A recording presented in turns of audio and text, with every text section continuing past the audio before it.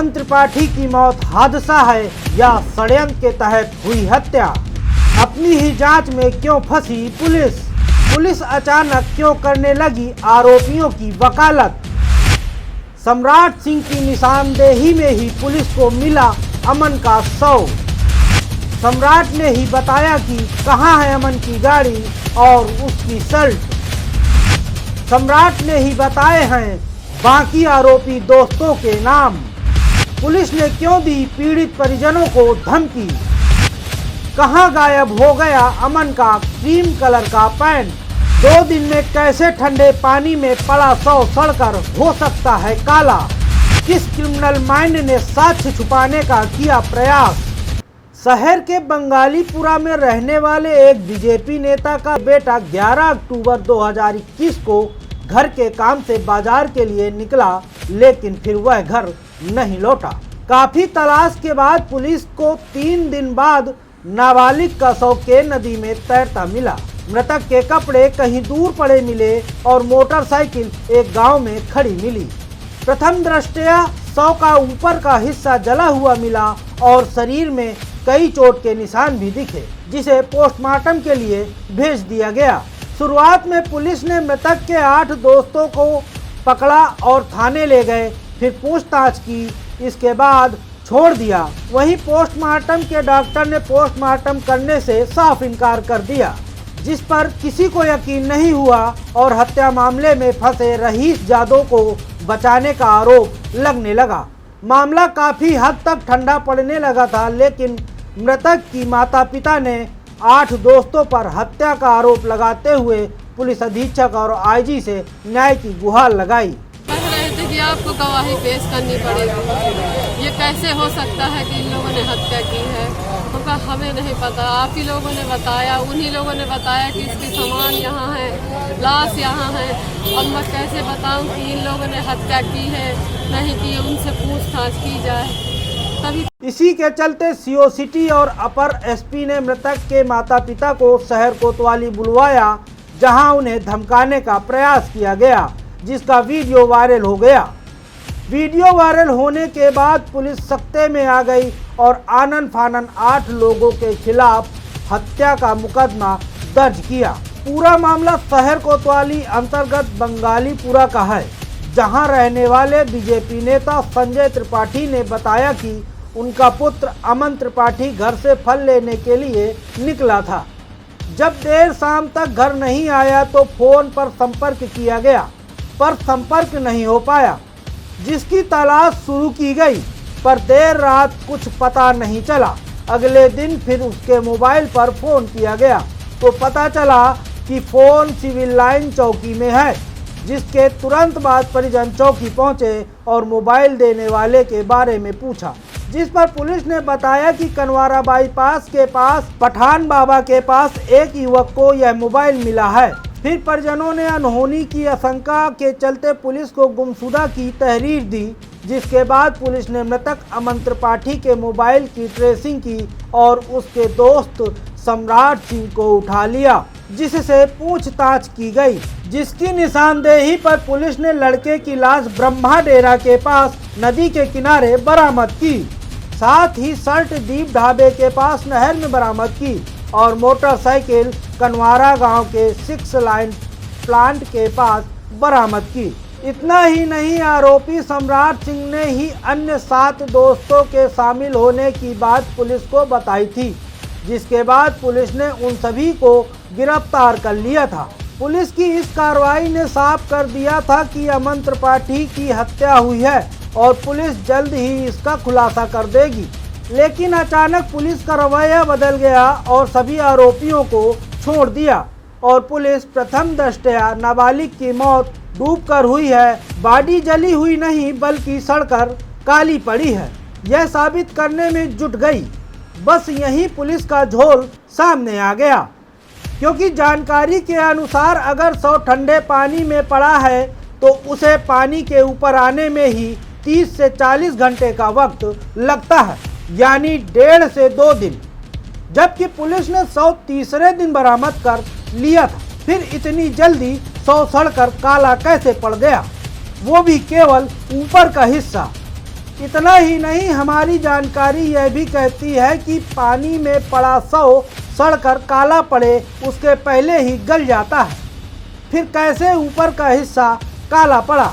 परिजनों ने बताया कि पुलिस द्वारा ही उन्हें पता चला था कि आरोपियों ने अमन को पार्टी के बहाने पहले बुलाया, फिर केन नदी ले गए, जहां उसे पहले शराब पिलाई गई, फिर मुंह में उसके कपड़ा भरा गया और बेरहमी से मारा गया। इतना ही नहीं, बॉडी की पहचान छिपाने के लिए उसके सारे कपड़े उतारे गए, सोने की अंगूठी निकाल ली गई, सोने की मूंगों से बनी रुद्राक्ष की माला उतार ली गई, फिर चेहरे को तेजाब से या पेट्रोल डालकर आग से जलाया गया और नदी में फेंक दिया गया। मेरा बच्चा जो है अमन त्रिपाठी 11 तारीख को 2 बजे के आसपास निकल गया था, है फल लेने के लिए मम्मी को, फिर लौट कर नहीं आया।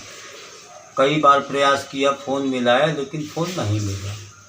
दूसरे दिन उसका मोबाइल मिला एक अजनबी व्यक्ति के पास में, तो उस व्यक्ति ने बताया कि हमको ये मोबाइल पनवारा बाईपास के पास मिला है, पठान बाबा के पास, और आप अपना मोबाइल ले लीजिए।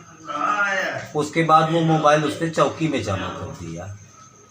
चौकी में जमा करने के बाद हमने गुमशुदगी की प्रार्थना पत्र दिया हमने कोतवाली में। उसके बाद खोजबीन चालू हुई, तो खोजबीन में मोटरसाइकिल प्राप्त हुई, वहीं जहाँ ये आपके 6 लाइन का प्लांट बना हुआ उसी के पास। तो खोजबीन में जो मोटरसाइकिल पे क्या किसी की निशानदेही पे या तलाशते हुए? तलाशते हुए। अच्छा, हाँ। फिर उसके बाद में उसी के मोबाइल से सारे नंबर ट्रेस किए गए और उनको बुलाया गया, बातचीत की गई, और उसके बाद में उन्हीं के द्वारा जो नंबर किसने ट्रेस किए? नंबर एसओजी वालों ने। अच्छा, हाँ। तो किसको बुलाया एसओजी वाले ने, किसको? इन्होंने सबसे पहले सम्राट को बुलाया, सम्राट सिंह। ठीक है। हाँ। फिर और इसी ने सारे लड़कों को बुलवाया और इसी ने जो है लाश बरामद कराई और इसी ने जो है कपड़े बरामद कराए। ये आपका अतर्रा रोड में ये दीप ढाबा के आगे नाला पड़ता है, वहाँ पर मिली है सर। गौरतलब है कि मृतक के कपड़ों में से केवल काले रंग की शर्ट बरामद हुई और पैंट का कोई जिक्र नहीं किया गया, क्योंकि वह क्रीम कलर का था और हो सकता है कि उसमें खून के धब्बे हों, जिससे उनका सारा राज खुल सकता है। अब सवाल यह भी खड़ा होता है कि अगर मौत डूबकर हुई है तो बाकी दोस्त दीप ढाबे में खाना खाने क्यों गए? मृतक की शर्ट, गाड़ी और मोबाइल को अलग अलग जगह क्यों फेंका गया? चेहरा क्यों जलाया गया?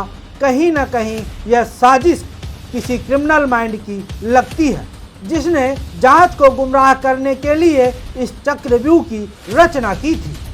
पर समय से मिले मृतक के मोबाइल ने सारे राज खोल दिए। वहीं इस मामले में पोस्टमार्टम हाउस में भी फेल हो गया। डॉक्टर ने बॉडी के विसरा कलेक्ट किए और यह लिखकर हाथ पीछे खींच लिए कि वह मौत की वजह की जानकारी कर पाने में असमर्थ है। वहीं पुलिस ने आनन फानन में परिजनों पर दबाव बनाते हुए उनके मृत 14 वर्षीय नाबालिग बेटे का दाह संस्कार भी करा दिया, जबकि हिंदू रीति रिवाज के अनुसार जिसका जनेऊ कार्यक्रम न हुआ हो और वह नाबालिग हो, उसका दाह संस्कार नहीं किया जाता, बल्कि नदी में प्रवाह किया जाता है या जमीन में गाड़कर अंतिम विदाई दी जाती है। परिजनों ने जब पुलिस का ढीला रवैया देखा और अचानक पुलिस की कार्रवाई में बदलाव देखा तो वह समझ गए कि अगर शांत बैठे तो उनके बेटे को कभी न्याय नहीं मिल पाएगा। जिसके बाद परिजनों ने चित्रकूट धाम मंडल बांदा के आईजी के सत्यनारायण से मामले की शिकायत की, जिसके बाद अपर पुलिस अधीक्षक को इस मामले की जांच दी गई।